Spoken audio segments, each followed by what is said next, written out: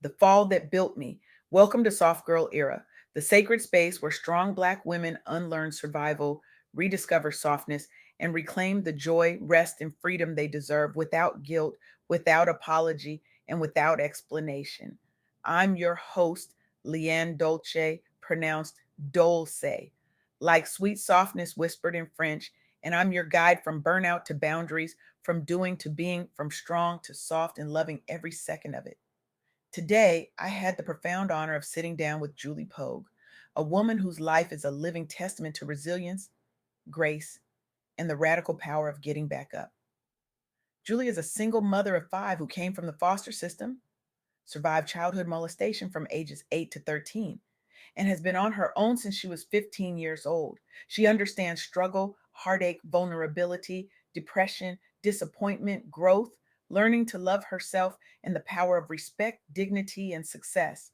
Her story, her wisdom, and her heart are making the world a better place by showing us that no matter how many times we fall, we can always choose to rise again. And today I want to share what I learned from Julie because her truth is our truth and her journey is our permission slip. Let me start with something Julie said that stopped me in my tracks. She said it doesn't matter how many times she falls as long as she continues to get up and put one foot in front of the other and try again. And I sat there listening and I thought, lad, that's it. That's the whole sermon. That's the entire revolution.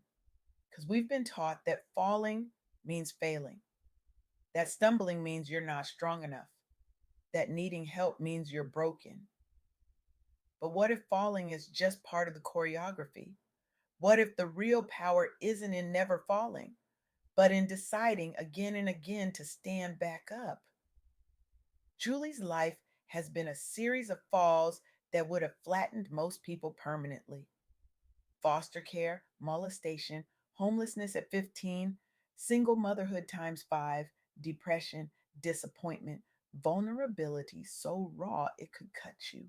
And yet here she is. Not because she's superhuman, not because she had some secret advantage, but because every single time life knocked her down, she made the choice to get back up. Even when getting up looked like just opening her eyes in the morning, even when it looked like feeding her kids on fumes, even when it looked like one more phone call, one more application, one more prayer whispered through tears. And that's what I want us to sit with today. Because if you're listening to this, chances are you've fallen too. Maybe you're still on the ground right now. Maybe you're wondering if it's even worth it to try again. Maybe you're tired of being the strong one, the resilient one, the one who always bounces back. And I want you to know you're not alone. You're not broken. And your past does not disqualify you, it prepares you. Let me say that again. Your past does not disqualify you, it prepares you. Julie's story proves this. Coming from the foster system, surviving abuse, being on her own as a teenager, raising five children alone, all of that could have been the end of her story. Society loves to write women like her off. Black women, especially, single mothers, especially, survivors, especially. We're supposed to be statistics, cautionary tales, proof that some people just can't make it. But Julie didn't accept that script, and neither should you, because what happened to you is not the final word on what's possible for you. Struggle, heartache, depression, disappointment, vulnerability, all of that can coexist with growth, self love, respect, dignity, and success. You don't have to be healed to be worthy. You don't have to be perfect to be powerful. You can be in pain and still be building. You can be healing and still be leading. Your worth is constant, even when life keeps knocking you down. Now, I know some of you are thinking, okay, LeAnne, that sounds nice, but how? How do I actually get back up when I'm exhausted? When I've tried everything? When I don't even know who I am anymore? And that's the second thing Julie taught me. Resilience is built one small step at a time, not in one big leap. We've been sold this lie that transformation has to be dramatic, that you wake up one day and suddenly you're healed, you're whole, you're thriving. But that's not how it works. Real resilience looks like putting one foot in front of the other. It looks like getting out of bed even when you don't want to. It looks like sending one email you've been avoiding. It looks like making one phone call. It looks like choosing not to give up today, even if you can't promise tomorrow yet. The win is in the getting back up, not in being perfect, not in never falling again, but in the decision made over and over to try one more time. Let me tell you about Oprah Winfrey. Born into poverty in rural Mississippi, Oprah endured severe childhood trauma, including sexual abuse starting at age 9. She became pregnant at 14, and her baby died shortly after birth. She was sent back and forth between relatives, living in unstable homes, facing racism, sexism, and constant doubt about whether she belonged in broadcasting. She was even fired from her job as a news anchor and reassigned to daytime talk, what looked like a demotion, a fall, a professional death sentence. But Oprah didn't stay down. She focused on education, became an honor student, won a scholarship. She channeled her pain into empathy and authenticity on air, which became her unique strength. And that demotion to daytime talk, it became the platform that changed her life. She built The Oprah Winfrey Show into the highest rated talk show in TV history, running 25 seasons. She became North America's first Black female billionaire. She used her platform to build schools, fund scholarships, and normalize conversations about trauma, healing, and self worth.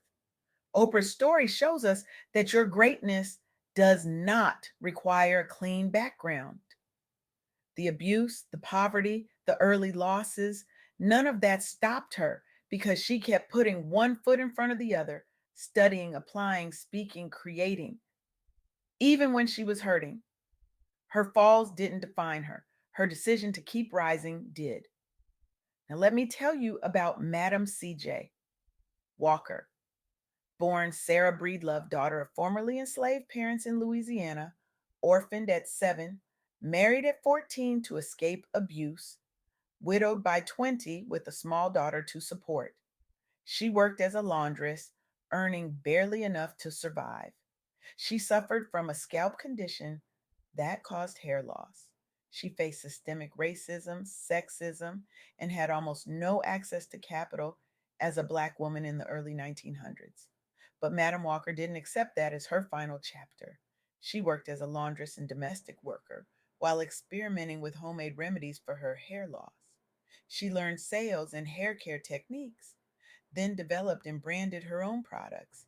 She traveled door to door to sell them, then trained a network of Black women as beauty culturists, turning customers into entrepreneurs.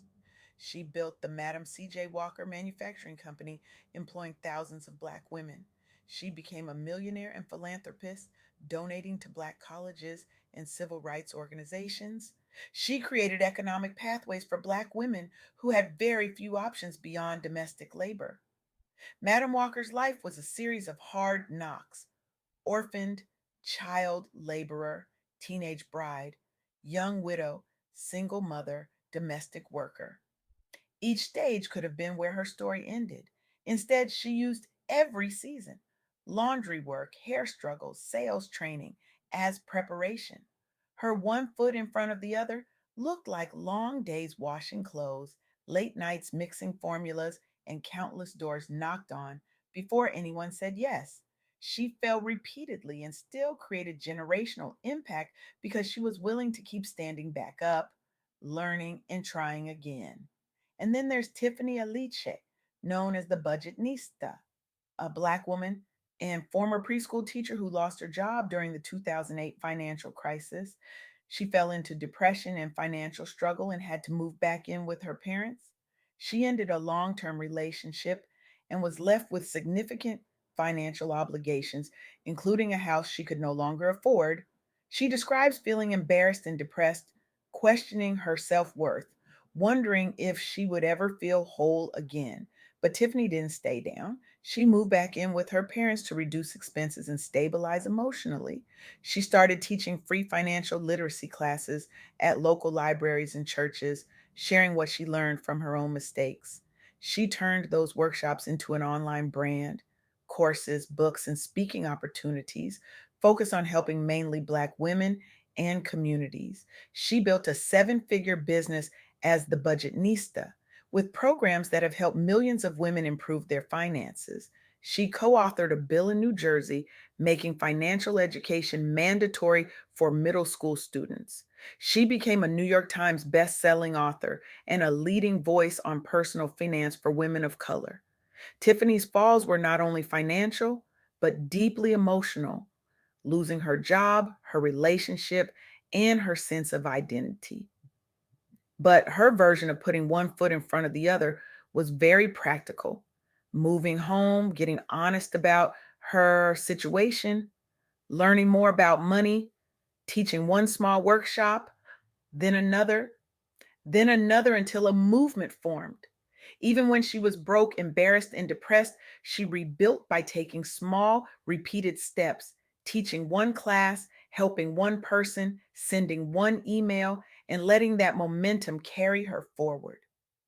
These three women, Oprah, Madam Walker, and Tiffany, all fell repeatedly, and all three kept getting back up. Not because they were special, but because they made a choice. The same choice Julie Pogue makes every single day. The same choice you can make right now.